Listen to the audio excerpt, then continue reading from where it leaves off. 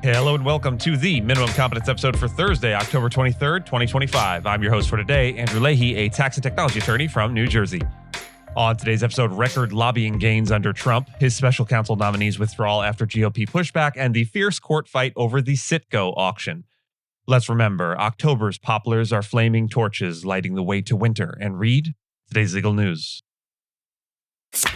On this day in legal history, October 23, 2001, just 6 weeks after the September 11th terrorist attacks, the United States House of Representatives introduced H.R. 3162, the bill that would become the USA PATRIOT Act. Officially titled the Uniting and Strengthening America by Providing Appropriate Tools Required to Intercept and Obstruct Terrorism Act, the legislation represented one of the most significant expansions of domestic surveillance and law enforcement powers in modern U.S. history. The bill was drafted rapidly, largely by the Department of Justice under Attorney General John Ashcroft, and was introduced with bipartisan support. Key provisions of the act included expanded authority for wiretaps, the ability to access business and personal records through national security letters, and increased surveillance of internet and email communications. Section 215, in particular, allowed the government to obtain, quote, any tangible things, end quote, relevant to a terrorism investigation, a phrase later scrutinized for its vagueness. Civil liberties organizations quickly raised concerns about the law's impact on privacy, due process, and the Fourth Amendment's protection against unreasonable searches. Despite these objections, the bill moved swiftly through Congress. The House passed it on October 24th, and the Senate followed on October 25th. President George W. Bush signed it into law on October 26, 2001.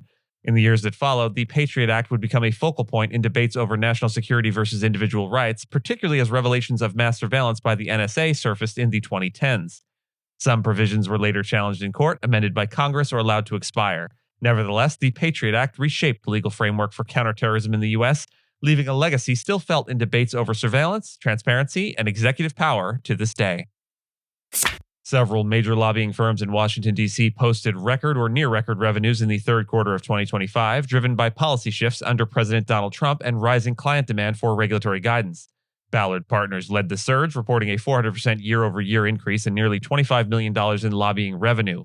You will recall Attorney General Pam Bondi previously worked for Ballard Partners. Other top performers included GBR Group with $19.1 million, Brownstein Hyatt Farber Schreck for $18.9 million, Holland & Knight for $13.9 million, and Hogan Lovells for $4.4 million, each claiming their best quarter yet. The increase in lobbying activity was largely fueled by the Trump administration's aggressive moves on tariffs, trade, and the implementation of a sweeping tax and spending bill signed in July. Lobbyists noted that even during the early October government shutdown, regulatory deadlines such as public comment periods on tariffs kept work moving.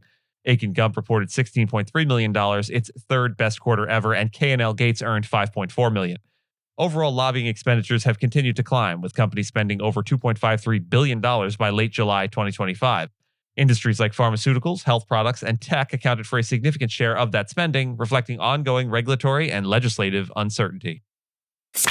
Paul Ingrassia, nominated by President Donald Trump to lead the U.S. Office of Special Counsel, withdrew from consideration after losing Republican support in the Senate. He announced his withdrawal ahead of a scheduled confirmation hearing, citing an insufficient number of GOP votes. The Homeland Security and Governmental Affairs Committee had already postponed a prior hearing in August amid growing concerns. Senate Republicans distanced themselves from Ingrassia after Politico published an alleged chat message from him. His connections to controversial figures, including his legal work for Andrew Tate and attendance at a rally for white nationalist Nick Fuentes, drew additional scrutiny. Senator Tom Tillis labeled him unfit to serve, and Majority Leader John Thune confirmed the nomination was unlikely to move forward. The Office of Special Counsel plays a crucial role in enforcing civil service protections, particularly amid Trump's push to reshape the federal workforce. It also oversees Hatch Act compliance, which limits political activity by federal employees. With the Merit Systems Protection Board now restored, a new nominee will be needed to confront upcoming legal battles over career employee protections. In Delaware court, tensions escalated between bidders and creditors over who should win control over Citgo Petroleum's parent company, PDV Holding, as part of a court-ordered auction aimed at compensating creditors tied to Venezuela's defaults and expropriations. The case, which has dragged on for 8 years, now faces a decisive moment after 3 bidding rounds. A $5.9 billion offer from Amber Energy, affiliated with Elliott Investment Management, has been recommended by the court-appointed auction officer. However, Citgo's legal team and Venezuelan representatives argue the offer is too low, especially compared to a $7.9 billion bid from a gold reserve subsidiary. They also allege flaws in the auction process itself. Amber's bid includes a key side deal to pay $2.1 billion to holders of a disputed Venezuelan bond, making timing crucial since the agreement expires in early December. Gold Reserve, on the other hand, seeks to distribute more of the proceeds among a wider group of creditors, raising concerns over whether bondholders should benefit at all, given unresolved legal questions about the bond's validity. Judge Leonard Stark also heard motions from Venezuela and Gold Reserve to disqualify him, court officer Robert Pincus, and two advisory firms over alleged conflicts of interest. The U.S. Treasury Department's approval is still required to finalize the auction, and both the Maduro government and Venezuela's opposition oppose the sale. And with that, and as always, I thank you so much for listening to Minimum Competence, your daily news podcast for lawyers. If you're looking for more than Minimum Competence, links to further reading and all the topics touched on today are in the show notes. And reviews go a long way towards helping new listeners to find our show. If you have a moment and click a rating or review on your podcast player, we'd sure appreciate it. And if you know someone that might be interested in a story we cover, consider sending them the episode. But remember, nothing here should be construed as legal advice because it is certainly never that. Minimum Competence is available at minimumcomp.com and wherever it is you get your finely crafted podcasts.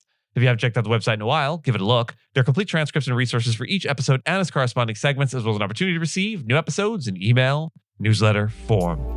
We'll see you back here tomorrow, and until then, remember, I'm so glad I live in a world where there are Octobers.